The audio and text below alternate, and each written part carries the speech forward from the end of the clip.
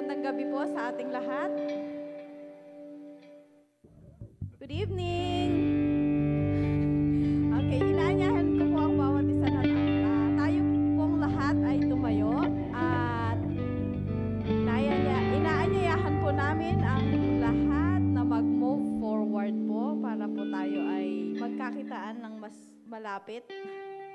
Yan, para po yung mga dadating ay mamaya doon po sila sa likod. Praise God.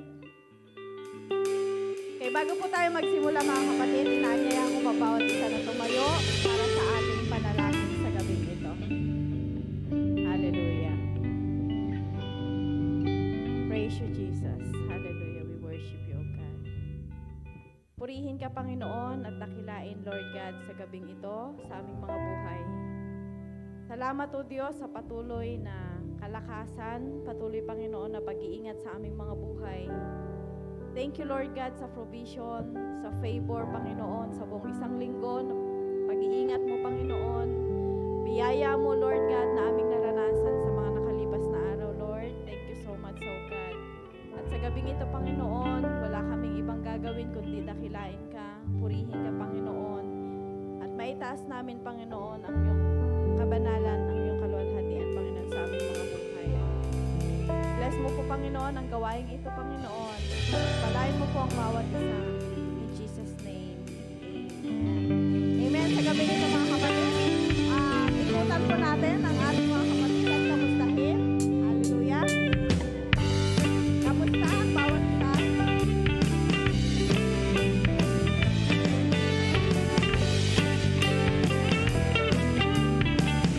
Amen. Kamayan po natin ang ating mga kapatid.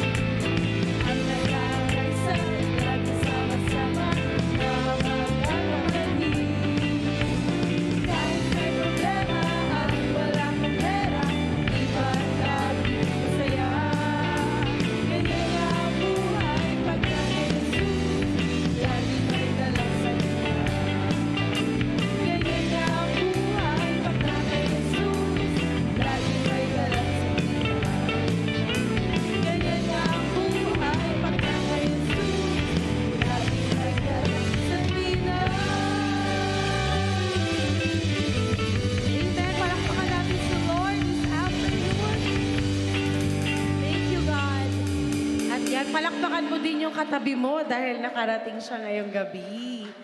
Ayan, sabihin mo sa katabi mo, ikaw ay pinagpala. Ikaw ay pinagpala. Amen. Tunay ka na napakaligaya, no? Nandito tayo ngayon sa house of the Lord at mas may liligaya pa dahil katabi mo yung kapatid mo ngayong araw na to.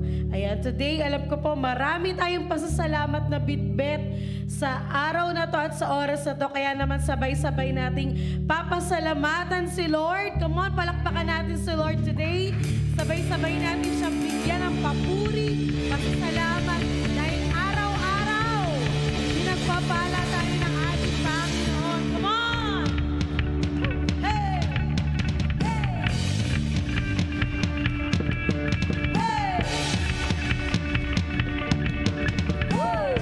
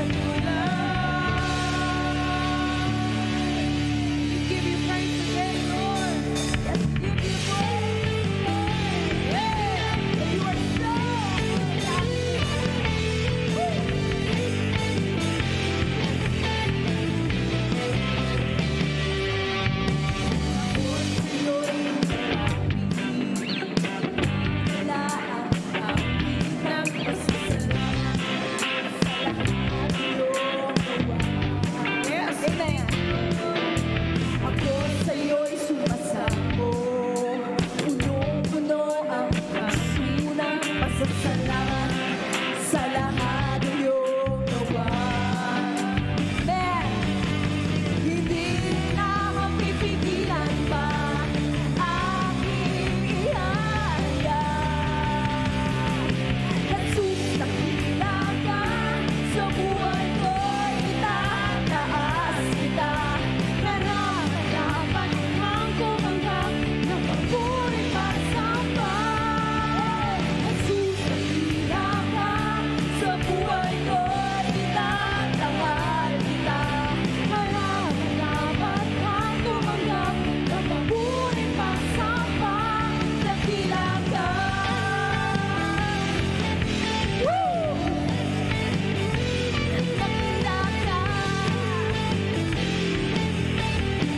One more time, sing. Ako sa'yo'y malapit, dala-dala ang awit ng pasasalamat sa lahat ng iyong gawa.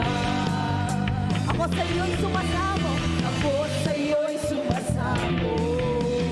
Puno-puno ang puso ng pasasalamat sa lahat ng iyong gawa.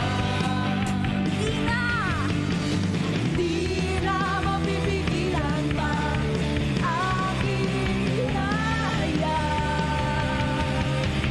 Jesus, nakita ka sa buhay ko'y itataas kita. Karapat-dapat kang tumanggap ng papuri pagsamba. Jesus, nakita ka sa buhay ko'y itatanghal kita. Karapat-dapat kang tumanggap ng papuri pagsamba. Dakila ka.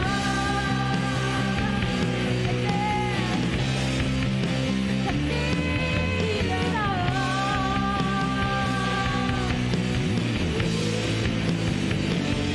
Tanggapin mo ang papuri, tanggapin mo ang pagsamba, tanggapin mo ang pagluwalhati, tangis sa'yo'y ilalagay. Tanggapin mo ang papuri, tanggapin mo ang pagsamba, tanggapin mo ang pagluwalhati, tangis sa'yo'y iaalay. Tanggapin mo ang papuri, tanggapin mo ang pagsamba, tanggapin mo ang pagluwalhati, tangis sa'yo'y iaalay. Jesus, dakila ka sa buhay ko, itataas kita. Karapat-dapat kang tumanggap ng papuri pagsamba. Jesus, dakila ka sa buhay ko, itatanghal kita. Karapat-dapat kang tumanggap ng papuri pagsamba. Dakila ka.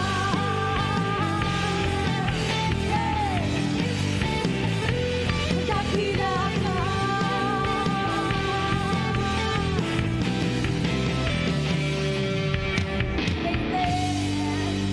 Thank you, Lord.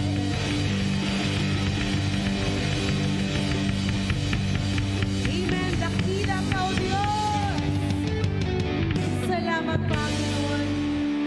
Lord, thank you so much that we are here, O God. We can praise you, we can sing to you, Lord, and we can dance for you. Lord, lahat ng ito dahil sa iyo, Panginoon, sa lahat ng kabutihan mo na ginawa mo sa buhay namin. Amen.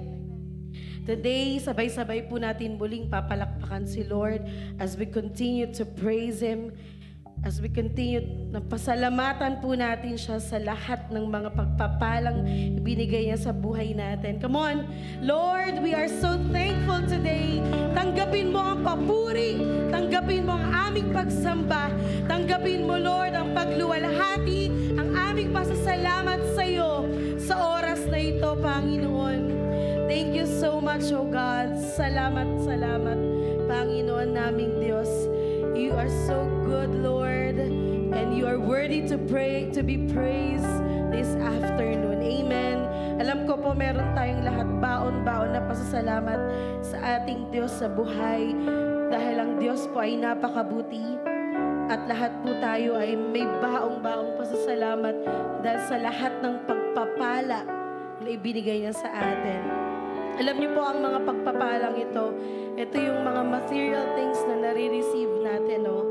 Siguro this week you receive a blessing from the Lord. Meron kang bagong trabaho, meron kang bagong gamit, or meron kang provision na binigay ni Lord. Pero sa oras na ito po, mas pasalamatan natin higit sa lahat ang biyaya ng ating Panginoon. Hindi lang po itong biyaya, pat ang kanyang sukdulang biyaya. Ito po ang kaligtasan sa kamatayan ng ating Panginoong Jesus. Yung biyaya po ay sabi sa Romans 5:8, ngunit ipinadama ng Diyos ang kanyang pag-ibig sa atin nang mamatay si Kristo para sa atin noong tayo'y makasalanan pa. Ito po ang sukdulang biyaya ng ating Panginoon. Makasalanan pa tayo, church. Minahal na tayo ng ating Diyos. Amen. Hindi tayo karapat-dapat, pero minahal tayo ng ating Panginoon. Kaya naman sa oras na to, we will sing to Him, Lord, salamat sa sukdulang biyaya. Hindi ako karapat-dapat, O Diyos, pero minahal mo ako, Panginoon. Thank you, Jesus. We honor you. Pwede nating pasalamatan si Lord with our own lips, worshiping Him today. Salamat, Panginoon. We thank you, God. Habang hindi karapat-dapat, pagkukulan ng abang at wagas mong pagsinta. Habang walang kakayanan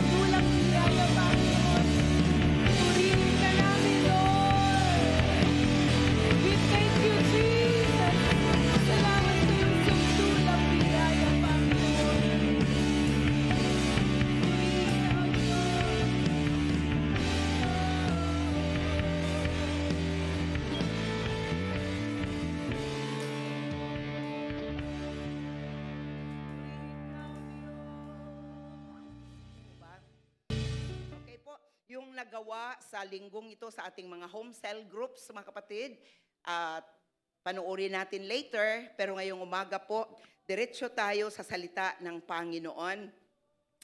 And again, I would like to say from my heart, in behalf of Cavite Community Church, we would like to welcome everyone na andito today. Hindi lang yung mga first-timers, kundi kahit yung mga medyo ilang months na, ang iba sa inyo mga second-timer, third-timer, ang iba 3 months na dito sa church, you are most welcome. At alam ko, kapatid, I am convinced today na may kayang gawin si Lord sa buhay mo. Would you tell that person next to you today, may gagawin si Lord sa buhay mo? Okay? May gagawin si Lord. Okay, so if you are saying that with conviction in your heart, I know God will honor that declaration today. Okay po, so may gagawin si Lord para sa atin. By the way po, mga kapatid, hindi ko nasabi, pangatlong linggo na ata ngayon, no? But today, I would like to let you know na with us this morning, baka makita mo sila and then hindi mo alam, nakasal na pala sila. So this morning, we would like to welcome the new couple, si Jay at si Cristel today. Pwede bang tumayo? Si Jay at si Cristel. Palakpakan natin, yun lang bang palakpak? We are happy with you, mga kapatid. Thank you. Okay. And then, napakaganda because part of their commitment is na paglingkuran nila ang Panginoon. They are not only committed to one another, that for poorer or richer, in health, kung may sakit man o walang sakit, till death do us part. So, we would want to see that covenant, that vow fulfilled sa buhay nila in this church. Okay po? So this morning, mga kapatid, I would like to share with you a message from the book of Genesis, chapter 8, 20 to 22. Mayroong mensahe si Lord dito for us this morning. And by the way pala, bago ko basahin ang text, mayroon pang another side na i-mention ko, mga kapatid. Today, we rejoice with Gracia for nag-graduate na si ate talaga. And I know, mga kapatid, may nag-aantay na magandang trabaho at magandang kinabukasan. Gracia at saka si Mami Grace, pwede bang tumayo kayong dalawa? Oo. Salamat kay Lord. Ang sarap lang, no, Sir Grace? Hindi lahat na may asawang lalaki na kasabay sa pag-finance pwedeng makapag-graduate. Pwede pala kahit single mom with the Lord. Okay? Kung kasama si Lord. Okay po, verse 20. Reading from Genesis chapter 8, verse 20, ang sabi dito, then Noah, I don't know if that's the way you pronounce his name, built an altar to the Lord, and taking some of all the clean animals and clean birds, he sacrificed. Okay, these are important words. Una, built an altar. Pangalawa, sacrificed, burnt offerings on it. Then, verse 21, the Lord, anong sabi? Dada, I don't know if you can go back later, and then please, underline or change the color. Kailangan ko ng strong na emphasis dito. The Lord smelled the pleasing aroma and said in his heart, never again will I curse the ground because of humans, even though every inclination of the human heart is evil. Grabe, no, alam na ni Lord, yung puso talaga natin, gaano man tayo katuwid, may mga times talagang nag-iisip ng mga hindi magaganda. And then sabi niya, is evil from childhood. And again, sabi ni Lord, and never again.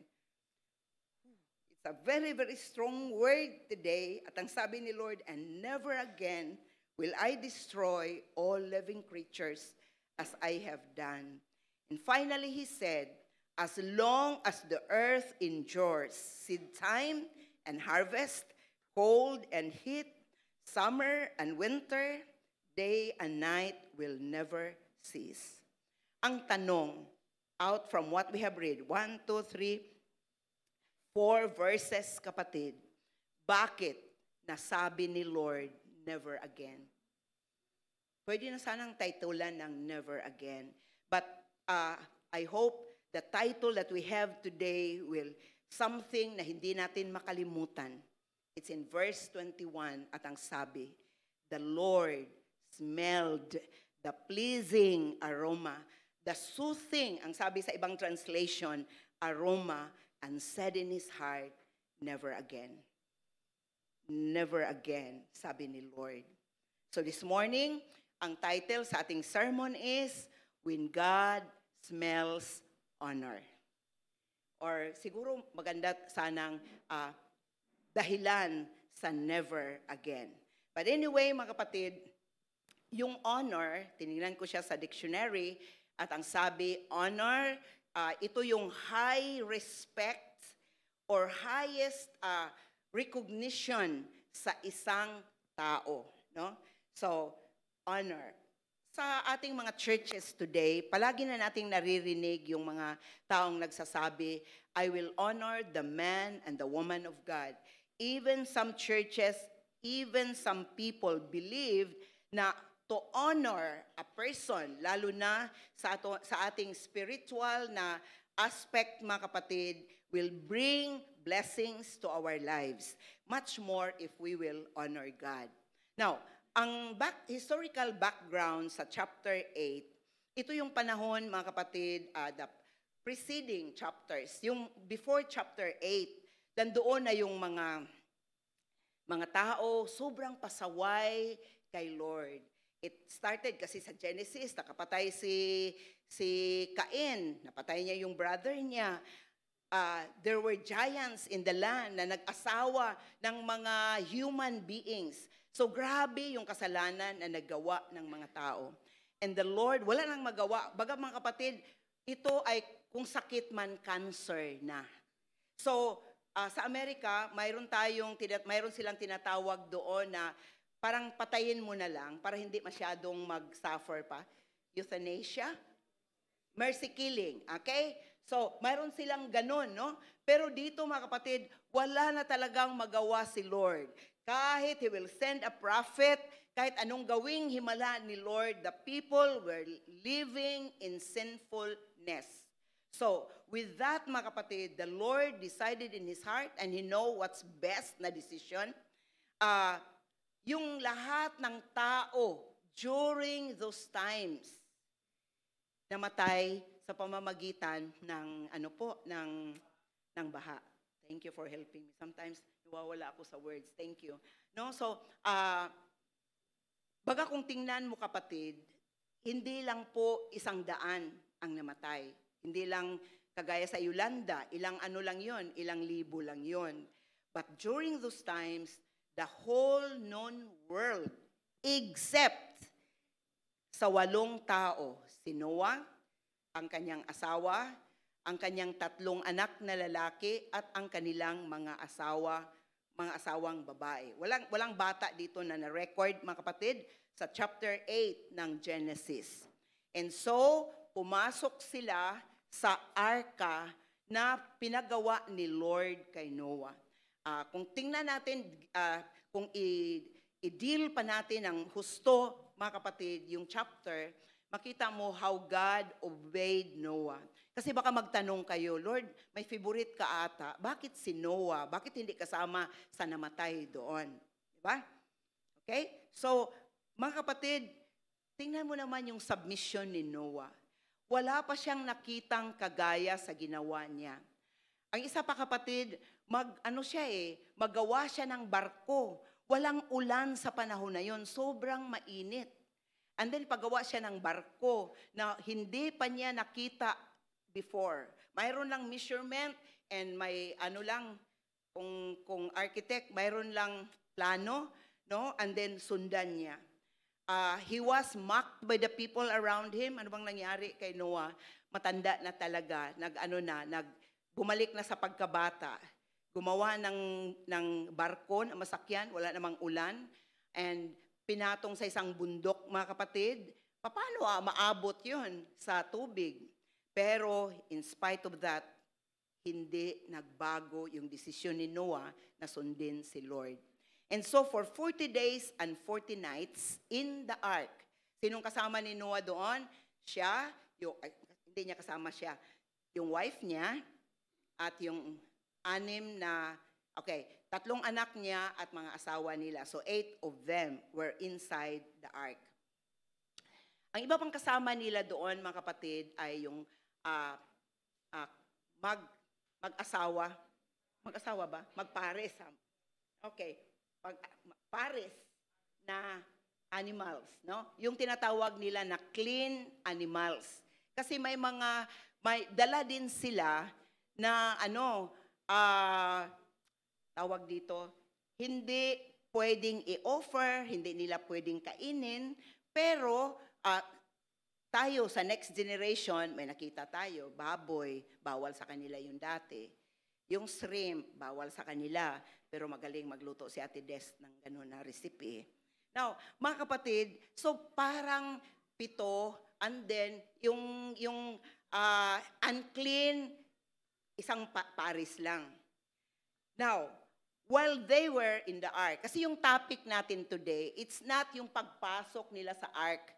Magkaroon tayo ng sermon about that. Yung anong nangyari sa 40 days and 40 nights na nasa loob sila ng ark. Okay, pwede nating bigyan ng sermon yon. Pero ang pag-usapan natin today, yung paglabas nila sa arka. Yung paglabas nila sa malaking barko na yon. Yung pagbaba nila, mga kapatid.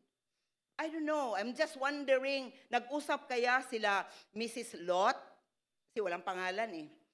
Yung babae, walang pangalan. Si Mrs. Lot, nag-usap kaya sila? Sabi kaya niya, pagbaba natin dito ha, pang 39 days na, pagbaba natin, gawan mo din ako ng mansyon, gawan mo rin ako ng bahay. I don't know kung pinag-usapan ba nila na pagbaba natin, magluto tayo ng pagkain na miss na natin sa ark. Wala kasing record doon na kumain sila, nagluto si Noah, yung asawa niya. Walang record on that. So parang pwede nang i-assume natin, pwede na nating dalhin ang isip natin na siguro isa sa napag-usapan nila na miss ko na talaga yung meat ng tupa. Na-miss ko na talaga yung meat ng baka. Ganitong pagkaluto ang gawin natin. Hindi kaya nila pinag-usapan na pagbaba talaga natin, pagbukas ng arka, pag-set ng ating mga paa sa lupa, ang una nating gawin is bisitahin natin, puntahan natin yung mga kamag-anak natin kung buhay pa ba. Now, although there might be in their minds na patay na silang lahat kasi inabot ng tubig ang pinakamataas na bundok during those times. So, I don't know. Ano kaya? Natanggal kaya ang ulo ni Uncle yung panahon ng baha? Natamaan kaya siya ng troso? I don't know kung that was their discussion. They could have done other things, mga kapatid. Pero, ito ngayon. But the family, through the leadership of Mang Noe, sa leadership ni Tatay Noe, mga kapatid. Tatay yun ni Des pala, si Noe. Okay. And then, mga kapatid, anong ginawa nila? Ginawa nila yung tama na grabe natuwa si Lord. Kaya ngayong umaga po, pag maamoy ni Lord yung honor na para sa Kanya, the Lord could do something para sa atin din sa generation natin. Anong ginawa ni Noe? Anong ginawa ni Noah? Ang pinakaunang ginawa niya, paglapag talaga ng kanilang mga paa sa ground, mga kapatid, after 40 days and 40 nights sa ark, ang ginawa niya, verse 20, then Noah built an altar to the Lord. Yung lahat na presumptions, lahat ng iniisip ko na baka nag-usap sila, sino kaya, baka wala ng ano doon, magtatahi ng damit. For sure, yung ukay-ukayan, wala na rin. Yung mga ganon. They could have planned something else. They could have visited their friends and relatives or tingnan kung nandoon pa ba. They could have planned something na maglinis sila sa kanilang kapaligiran and many other things. Pero mga kapatid, the very moment their feet touched the ground, the very first thing they did or they do is to gather sticks to build an altar. It's my prayer that God will be talking to your heart today. I will just relate to you what happened, and then mga kapatid, I trust the Holy Spirit to do something in our lives this morning. Kapatid, nag-gather sila ng mga sticks, and then ginawang altar, pinagpatong-patong, and then ang mga susunod na ginawa nila mga kapatid will be discussed today. Alam mo ba kapatid, God will not build the altar for you. Hindi si Lord gagawa ng altar para sa atin, para ma-worship natin si Lord. We will make the altar, God will bless our altar. Okay? So, I cannot build your altar kahit gaano kita kamahal, kapatid, you build your own altar. I cannot build an altar for you. Ikaw ang gagawa para makakonect ka kay Lord, mga kapatid. Nakita ko dito, grabe talaga yung grabe yung heart ni Noe. Hindi nagkamali si Lord na si Noe ang pinili niyang ipadala or ipasok doon sa arka and would start a new generation. Kailangan ni Lord, mga kapatid, during these times na yung piliin niya talagang mapagkatiwalaan. May kamalian, not perfect, pero mapagkatiwalaan. As what I have said, the option on what to do nandoon. Pwedeng gagawin yung ibang bagay, pero pinili ni Noah na magpatayo ng anong altar sa Tagalog? Dambana? Dambana ba? Altar lang. Okay. Okay, now, and then pagkatapos mga kapatid, anong ginawa ni Noah? Number 2, after niya na-build yung altar niya, Noah offers a sacrifice. Okay? Now, Noah built an altar and taking some of the clean animals and clean birds, he sacrificed. Please take note of the word sacrifice. Burnt offerings on it. Ano bang pwedeng gawin ni Noah at ang kanyang sambahayan? Pwede silang hindi mag-sacrifice muna. Sayang kukunti na lang yung animals, and then katayin mo pa, pwedeng hindi muna. Pwedeng sabihin nila, nakakapanghinayang naman, kunti na lang ang natira, ibigay pa. Pwede. Di ba reason natin yun paminsan-minsan? We want to give. We want to bless. We want to offer. Pero yung panghihinayang nasa puso. But thank God there's a man who modeled to us. Wala na kapatid Pwede nang hindi nga magbigay kasi pwedeng sabihin, magparami muna tayo. 7 pairs lang itong clean animals. And 1 pair lang yung unclean animals. Pwede ba na hindi muna tayo magdesisyon ng ganon? My prayer today that God will speak to our hearts. I'm not speaking to you alone, kapatid. Alam ba ninyo, I cried a lot with this message. Sabi ni Ayn, hindi ko kasi natulog kagabi, Mama. Nanood ka kasi ng ganito. No. I was just in the presence of the Lord, spending times because una sa lahat, bago naging mensahe ito para sa inyo, it was already a message of God for me. Pwedeng hindi muna mag-offer ng sacrifice. Pwedeng sabihin, nakakapanghinayang, 7 na lang ito, 7 pairs na lang. Mga kapatid, today, the Lord knows our hearts. We receive the good news, the good thing that the Lord has done. Pero, mga kapatid, pwedeng today our hearts are not thankful. Pwedeng walang tamang pagkilala, honor kay Lord. Kasi bilang mga anak ni Lord, expected tayo to praise Him and to honor Him even if we don't understand the situation. Tama ba? Ang daming situation sa buhay natin na hindi muna ako mag-offering, hindi muna ako mag-worship, naintindihan ni Lord, pagod ako. This morning, hilong-hilo ako, kapatid. I have to take some medicine to cool me down and bring my blood sugar and yung blood dugo, yung blood pressure mai-lower. Pero mga kapatid, parang ang hirap naman na nasa bahay ako. Ang hirap naman na hindi ko tayuan yung ini-expect ni Lord na pwede kong gawin. We can praise Him even if we don't understand the situation. Na hindi man naintindihan ni Noah lahat yun. Pero kapatid, he was doing what was right before the Lord.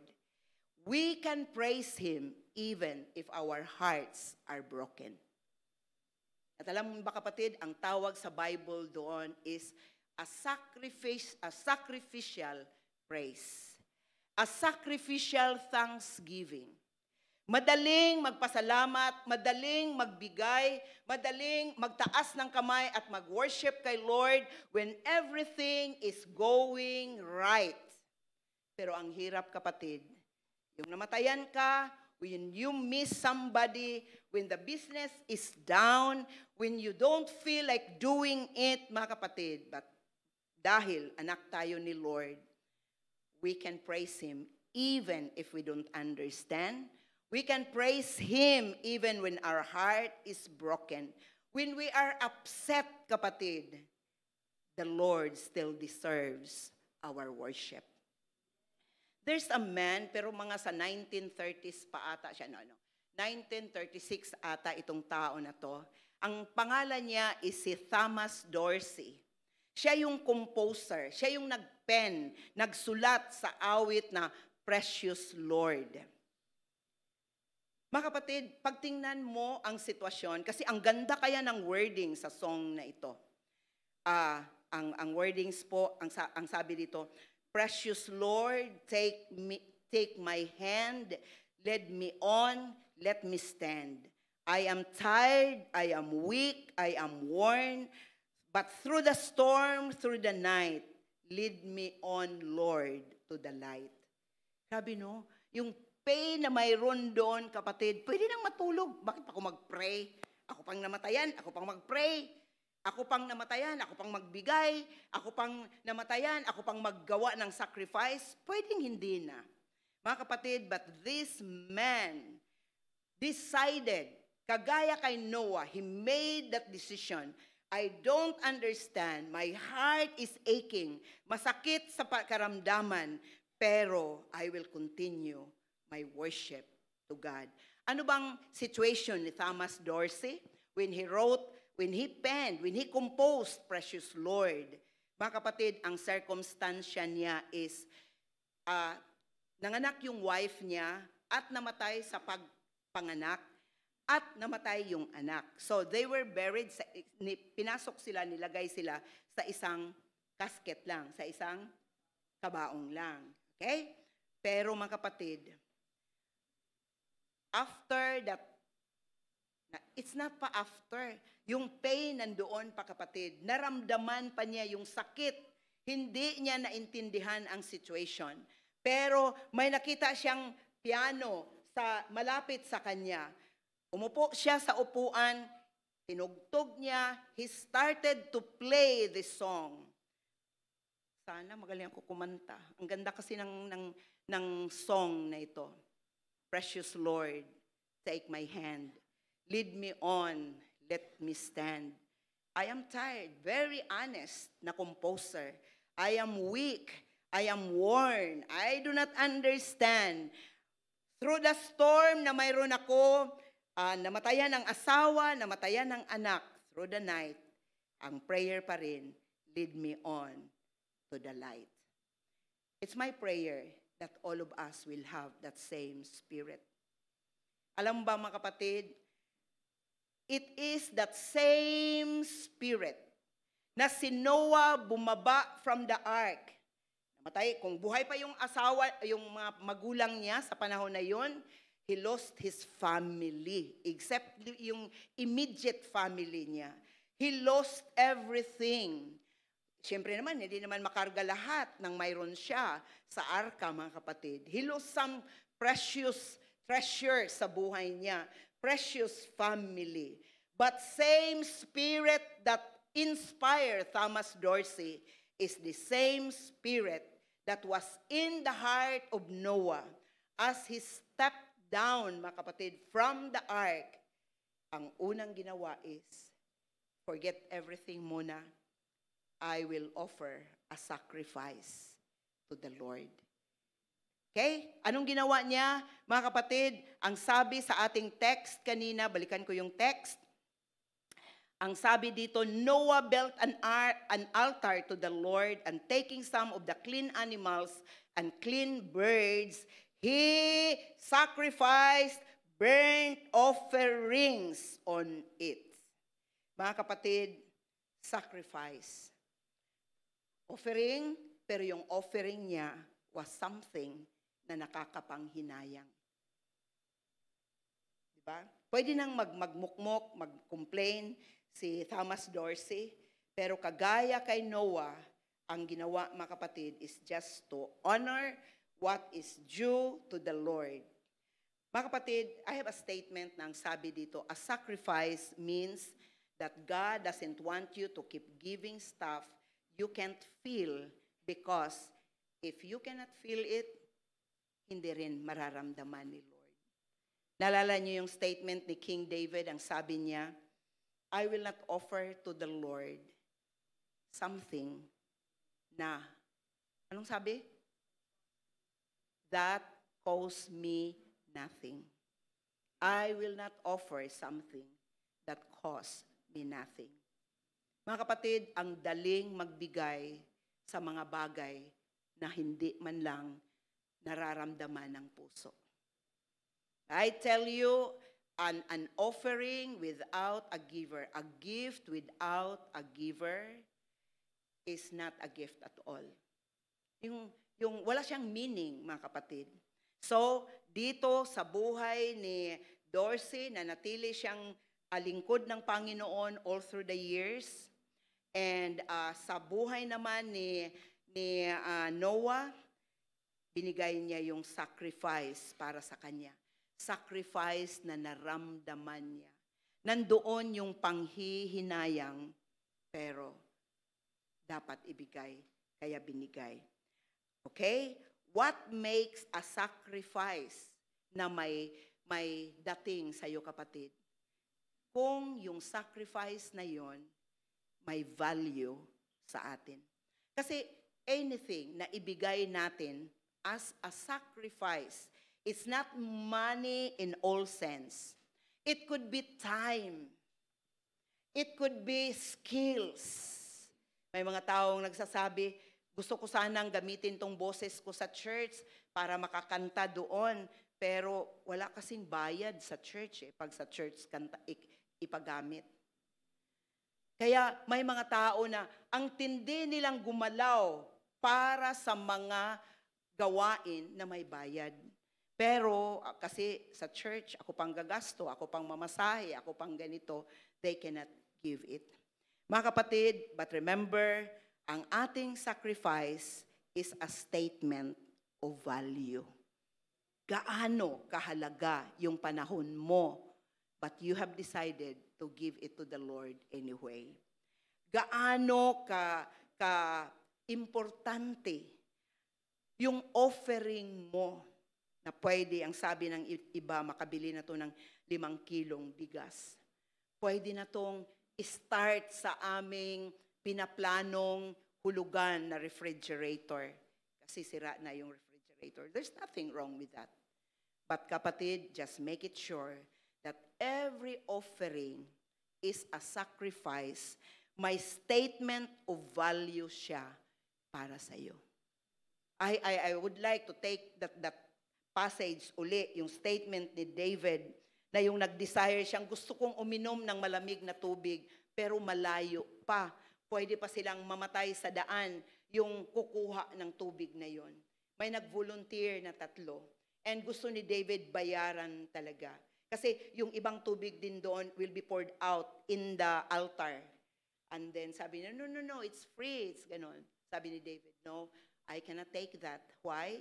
Because I don't want to offer a sacrifice to the Lord that cost me nothing.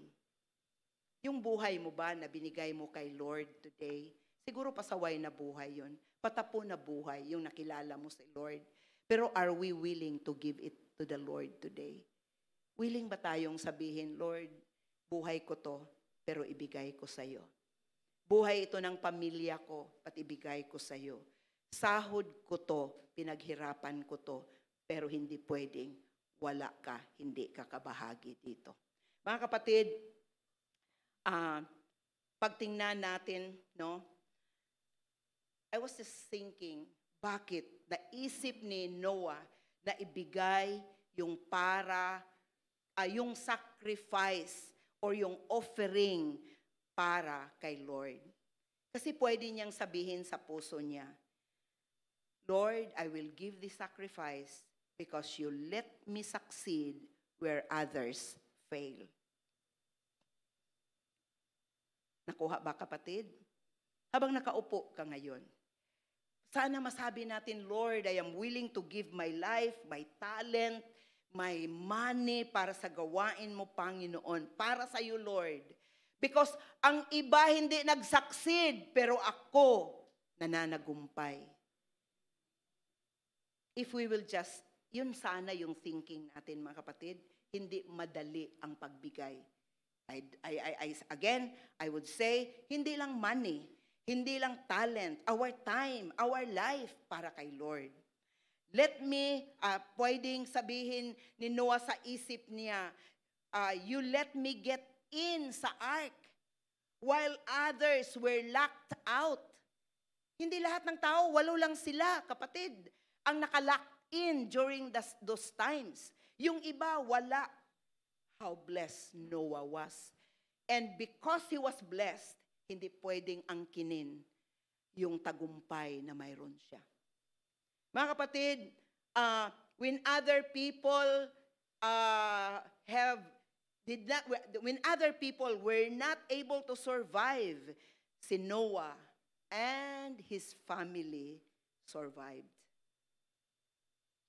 Pwede ba ngayong umaga, kapatid, if you'll just come before the Lord and say, Lord, pariho lang kaming lahat. Siguro naisip ni Noah din, pariho naman kami. Mayroon din naman akong kahinaan. Pero pinili ako ni Lord, hallelujah. Kaya hindi pwedeng hindi ako mag-sacrifice para sa Kanya. This morning, as I am standing here, habang nakaupo ka, kapatid, pwede tayong magsabi ngayong umaga, pariho tayong lahat, makasalanan sa harapan ng Panginoon, pero nandito ka today habang ang iba wala dito. Habang ikaw ay nag-i-enjoy ng success mo today, others are in their failures. So ngayong umaga po, salamat na through the life of Noah, I would say, I could be more than willing to offer my sacrifice to the Lord. Yung nandito ba ngayong umaga, naintindihan ba natin, mga kapatid, bakit nandito ka ngayong umaga? Mga kapatid, yung mga baguhan dito, siguro first time mo pa lang. Siguro para sa iba, wala kang nakitang reason bakit ka mag-sacrifice ng time mo ngayon. Diba, if you are a worker, matulog na lang, Sir Lani, Brother Nap.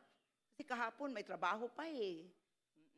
Yung mga nag-overnight prayer na mga intercessors, bakit nandito kayo? Dapat matulog na kayo. Kasi hindi kayo nakatulog Friday night. But salamat kay Lord for the grace that we have, mga kapatid. Amen? Okay, so natapos na si Noah sa kanyang dapat gawin, pero ang tanong, this is a very important statement, anong reaction ni Lord? Bago kami pumuntang Maynila, mga kapatid, so yung church na pinastoran namin, they send us off with some mga bigas, saging, kahit ano na lang. Yung pagpunta namin dito, barko pa yon kasi mahal ang eroplano. And mayroong nagpadala ng taga-bundok na bundok talaga siya sa Tablon. And nagpadala ng envelope na may laman na 140. Parang, instead na tanggapin ko, umiyak ako kasi alam ko kapatid, yung 140, malaki na yon para sa kanila. Kasi may nagbigay ng 2,000, 5,000, pero yung 140, alam ko, sacrificial offering yon. Ang tagal ko kayang hindi ginamit. I was just holding that thing, mga kapatid, nasa bag ko lang, kasi parang ang hirap gastusin. It made me cry. Not the 5,000, not the 2,000, it's the 140 that comes from a sincere and a heart that sacrificed para ma-receive ko yung amount na yon. Umiyak kaya si Lord, yung nakita niya si Noe? Okay? Anong reaction ni Lord? Alam mo, anong reaction ni unang nangyari, mga kapatid? The Lord smells the honor. Naamoy ni Lord yung sacrifice. Naamoy ni Lord yung recognition ni Noah and his family to him. Marami ng malaking mga altars na ginawa sa time ni David, sa time ng ibang kings of Israel. Pero yung record sa Bible nang sabi, the Lord smells the honor, was parang a match lang talaga that time, mga kapatid, para kay Noah. Verse 21 ang sabi, no? Sa lahat ng words na sinabi, then Noah built an altar to the Lord, and taking some of all the clean animals and clean birds, he sacrificed burnt offerings on it. Verse 21, pwede bang basahin nating lahat? Anong sabi niya? The Lord smelled the pleasing aroma. Wow. In our offering, kapatid, hindi alam ng tao na yon that I was so emotional, I was so touched with that 140. Mga kapatid, pero kagaya kay Lord, naamoy ni Lord yung sacrificial offering ni Noah para sa kanya. Nakita kasi ni Lord ang mga actions ni Noah. Before the sacrifice, hindi madali, mga kapatid. Una, nag-gather pa si Noah ng sticks. Pwede sabihin, purhisyo ba ni? Oy, kapoy baka ayo, gigantas, di ba? Imagine 40 days and 40 nights. Ano yun, tubig yun, mga kapatid. Siguro, nalhilo na si Mang Noah. Pero walang reklamo. The gathering of the sticks, mga kapatid. The building of the altar. Yung pagkatay sa animal na gawing sacrifice or offering. Yung panghihinayang. Noah was fighting all of this, and yet, nanagumpay siya. The kindling of the fire. Mayroon kaya silang lighter sa panahon na yun para mas madali? Sa atin kasi ngayon, magluto tayo, talk, ganun lang, no? Pero during those times, it was not that easy. And the offering of the sacrifice in itself. Mga kapatid, finally, ang sabi ng Bible, God smells the precious aroma. Mas matindi pa ito sa amoy ng kapatid. Sino ditong mahilig sa barako na kape na pag, parang ganon?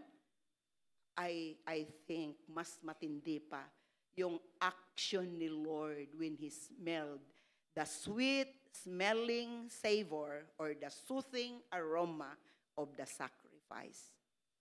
Grabe, natouch talaga si Lord. Kasi yung natouch si Lord, mga kapatid, hindi lang sabi ni Lord, ay, mabango. Okay, mabango. Diba? May mga times naman na nakaamoy tayo, pero yung pagkaamoy natin, wala masyadong, reaction. Ay, ang ulam ng kapitbahay, inihawng baboy, mabango. Ganun lang. Pero kapatid, hindi. When God, hindi maamoy ni Erwin yun. When God smelled the soothing aroma of the sacrifice, the Lord makes a decision. Grabe, natouch si Lord. Yung natouch ng sacrifice ni Noah si Lord, nakagawa si Lord ng decision. Anong sabi dito, verse 20? Then Noah built an altar to the Lord, and taking some of the clean animals, he sacrificed burnt offerings on it. Verse 21, the Lord smelled the pleasing aroma and said in his heart, hindi pa niya ito sinabi, sa puso pa lang niya, he was contemplating already. And ang sabi ni Lord, never again will I curse the ground because of humans, even though every inclination of the human heart is evil from childhood. Mga kapatid, it might be that today you are making a sacrifice to the Lord. It could be your life, your time, mga kapatid, your talent.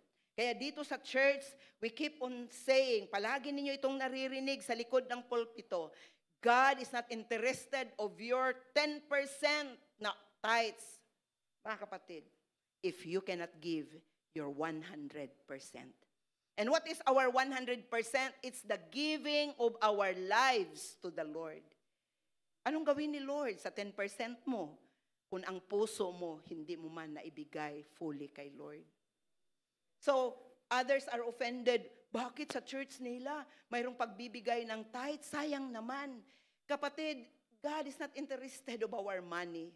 Bakit magbibigay tayo? Because God would want to check our heart.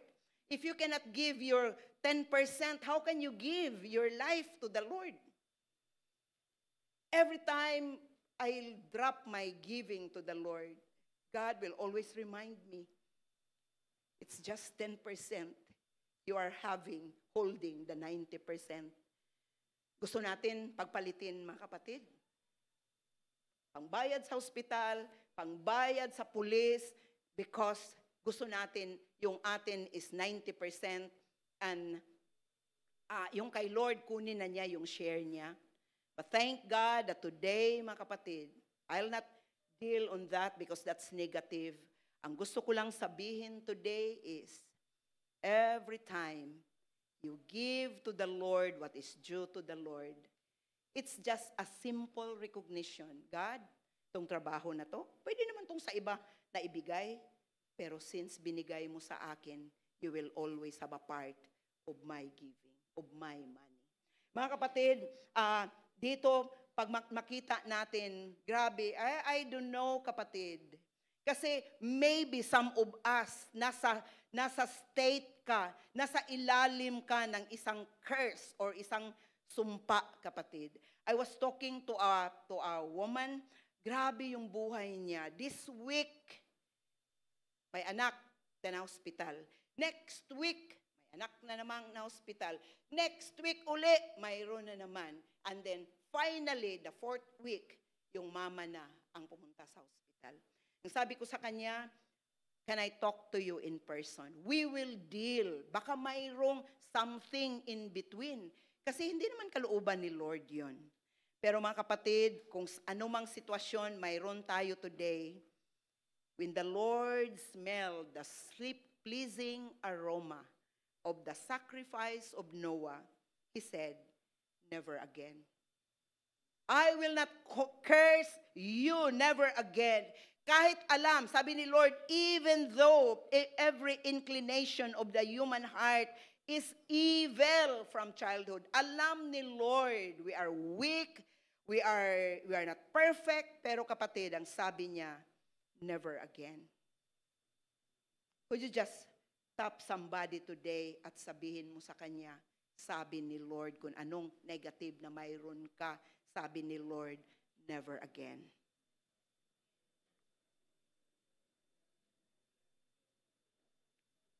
Never again. Hallelujah. And then, ang sabi niya, the final line sa verse 21, and never again will I destroy all living creatures as I have done.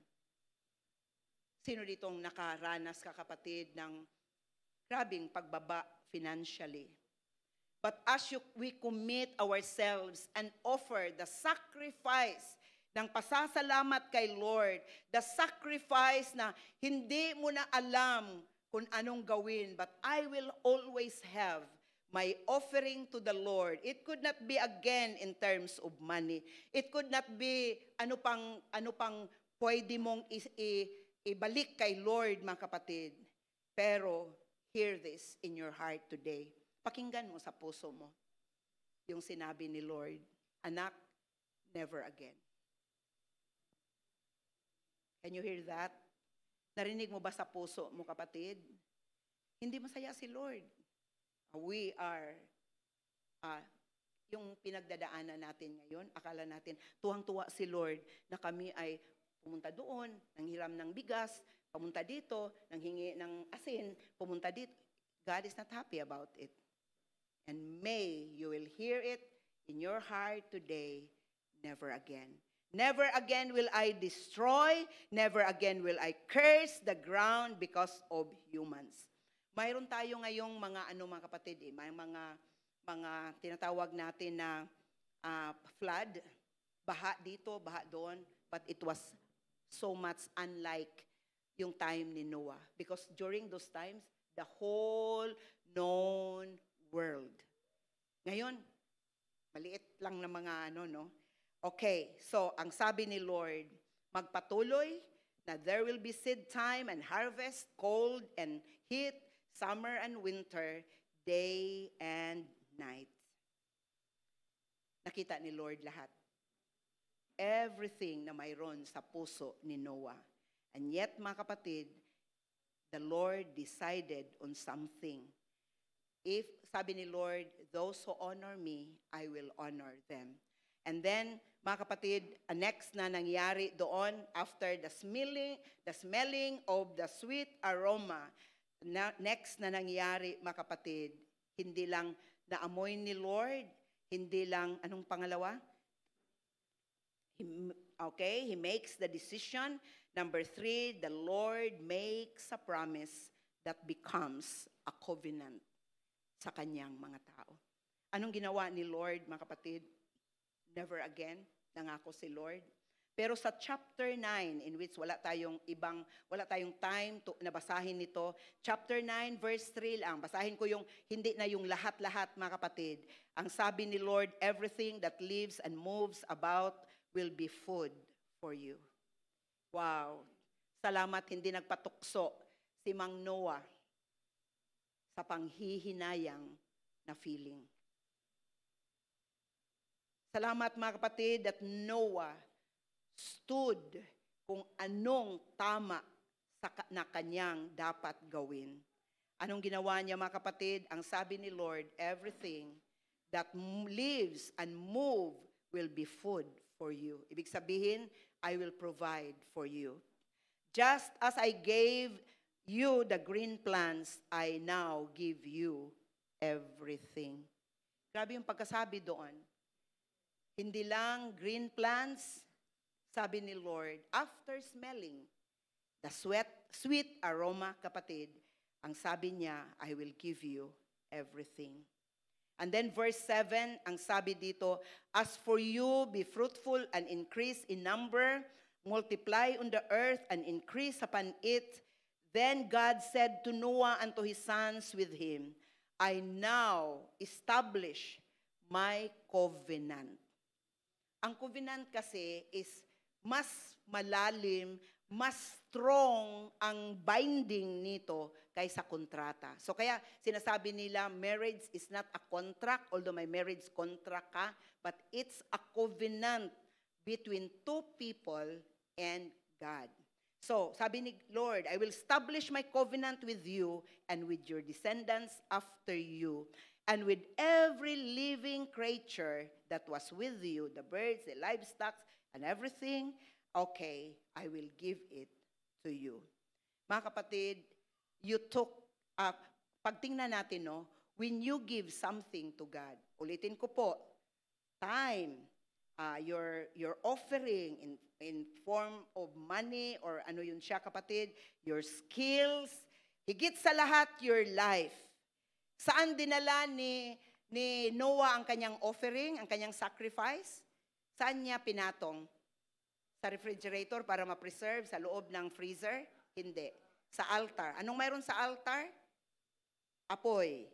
Mga kapatid, when we give something to the Lord, we will put it in the fire of that altar and sacrifice.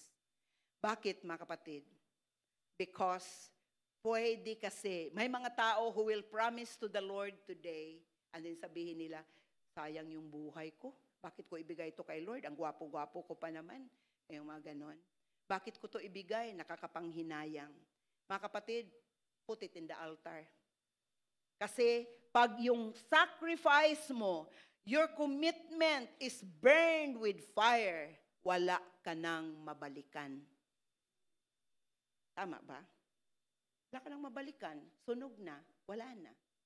Mga kapatid, today, I would want everyone, I have prayed this prayer in my heart, Lord, that you will be able to smell our sacrifice today. And that we would be able to hear yung sabi mo, never again. And that, Lord, today we will put everything in the fire. Mayroon tayong couple that we are excited to hear their testimony, how one time in their lives, pero hindi pa yun. Okay po. How one time in their lives, sabi nila, ito yung gawin natin. And then yung palapit na yung panahon, because of a need, hindi muna. Pero mga kapatid, once the sacrifice, the offering, is placed on the altar, no turning back na yon. Wala ka nang balikan. Wala na. Once you give it to the Lord, give it to the Lord. Sa ating mga kapatid, na ngayon lang kayo nakapag-church, ngayon lang nyo narinig, ngayon lang ninyo kinantahan si Lord ng sukdulang pag-ibig, sukdulang biyaya ng Panginoon.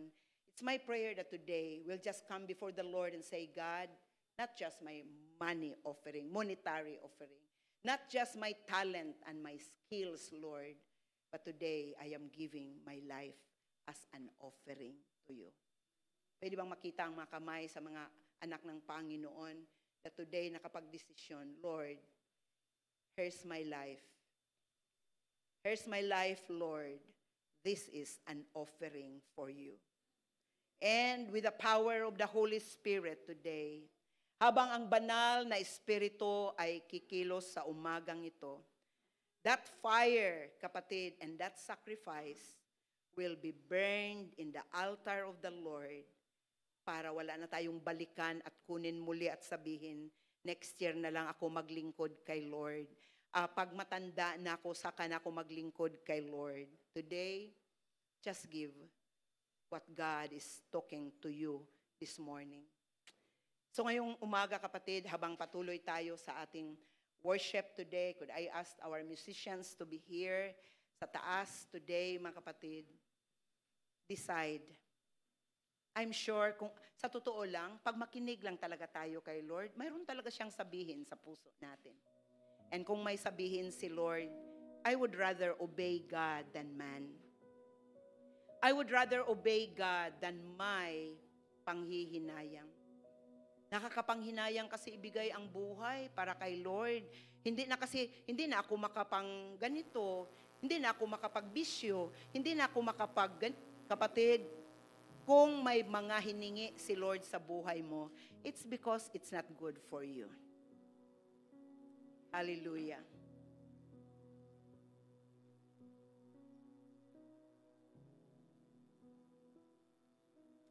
Thank you, Lord.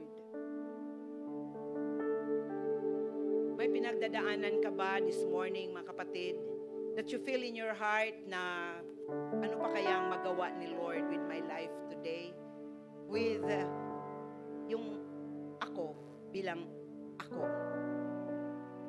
I want you to know that today, the same God ni Noah is also our God today.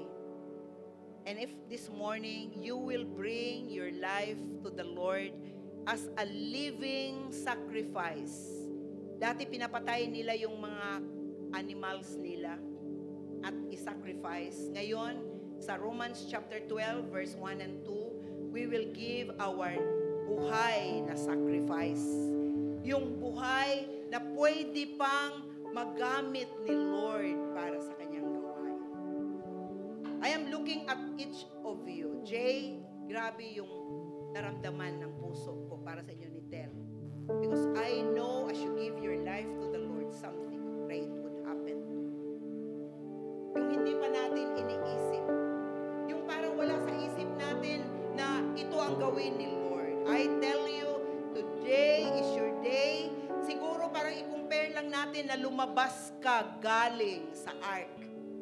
Nakulong ka doon ilang years na, ilang weeks, ilang months na. And today, pag-step pa lang natin into the altar of the Lord that we would be able to say, Lord, I am building and I am offering my life to you as my sacrifice. Tanggapin ni Lord yun, mga kapatid. And God, maamoy niya yun. And He will make a decision never again.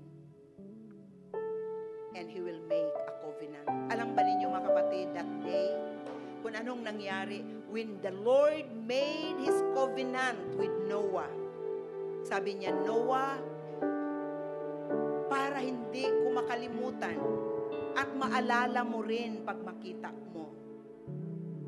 Nag-draw si Lord sa sky ng ano sa Tagalog yun? Bahaghari. A rainbow. For the first time, it appeared in the sky. At ang sabi ni Lord, every time makita ko ito, it will remind me of my covenant with you. May covenant si Lord para sa iyo today. May covenant si Lord sa puso at sa buhay natin. So, just take hold of that and say, God, thank you for the promise. Thank you for the covenant. I just would want you to smell today my sacrifice. And it is my life. Hallelujah. Thank you, Jesus. Thank you, Lord.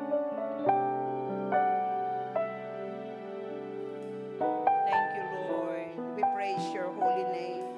Holy Spirit, you're welcome in this place today. We will be bringing our sacrifice to you. Hallelujah. Thank you, Jesus. Lord, tanggalin mo yung feeling ng panghihinayang. Ikaw ang nagmamay-ari, Lord. Hindi kami dapat manghinayang sa buhay namin, sa mga talents namin, sa mga blessings namin. Kung ibigay namin sa iyo, this will be an offering para sa iyo. Thank you, Jesus. Thank you, Lord. Hallelujah.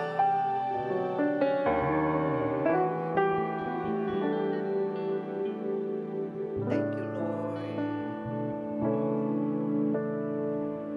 Habang hindi karapat-dapat, pagkukulan ng God's mercy is the reason bakit nandito tayo ngayon. Hallelujah. habang walang kakayanan, masuklian ka na mabuti sa lahat mong ginawa. Yes, oh God, speak to my heart today. Lord, we will enjoy the covenant that you have for us, God.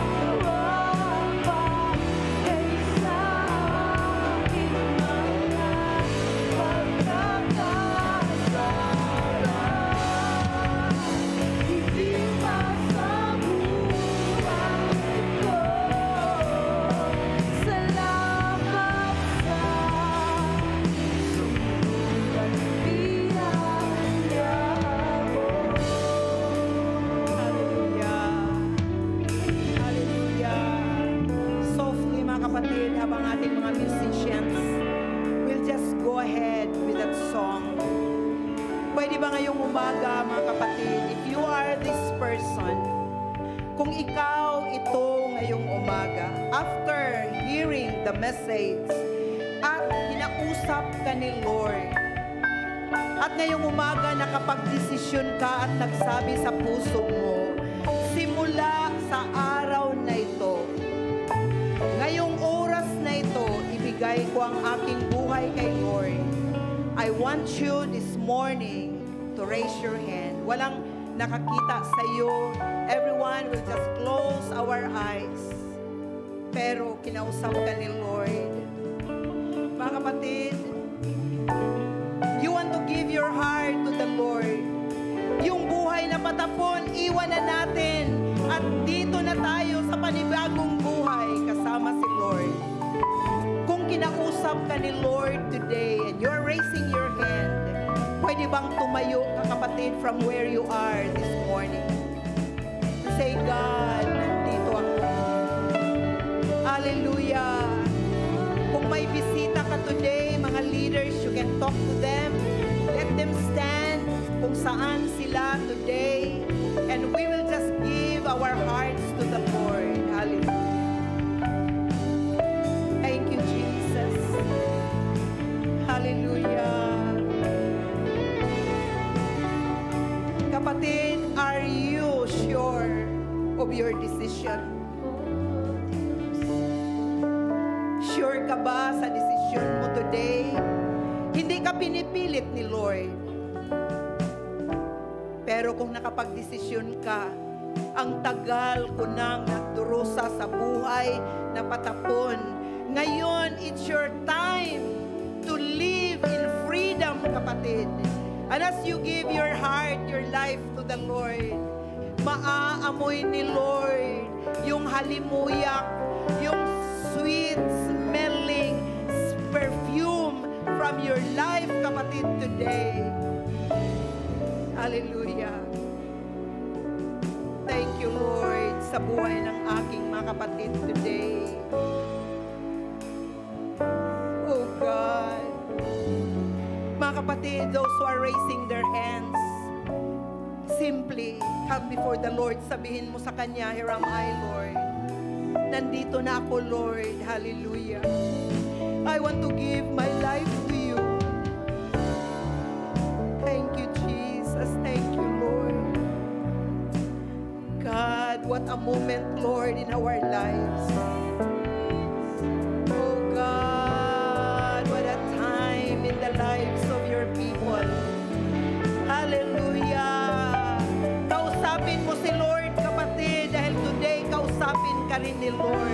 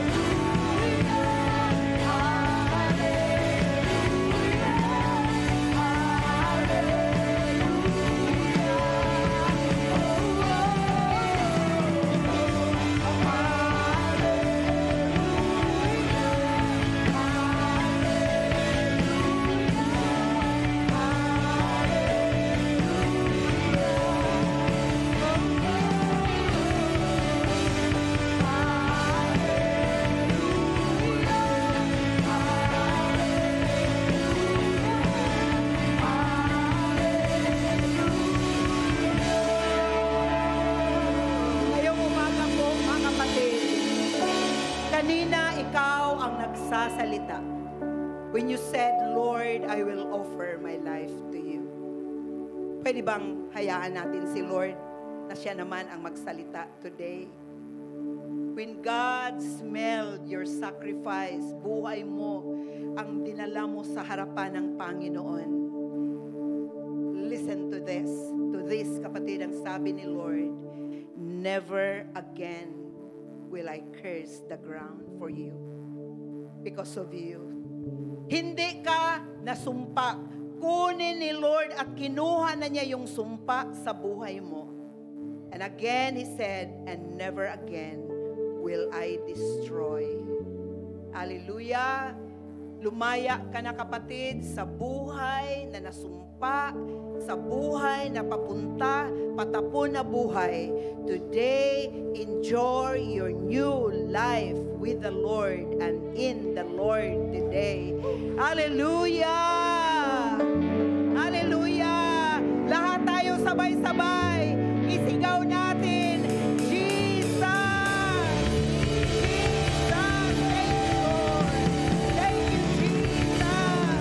Thank you, Lord! Hallelujah! We honor you, we worship you, Jesus! We praise your holy name, Jesus! Jesus, hallelujah! You are great, you are mighty, Lord! We bless your holy name. Amen and amen. God bless everyone. Thank you and be seated in the presence of the Lord today.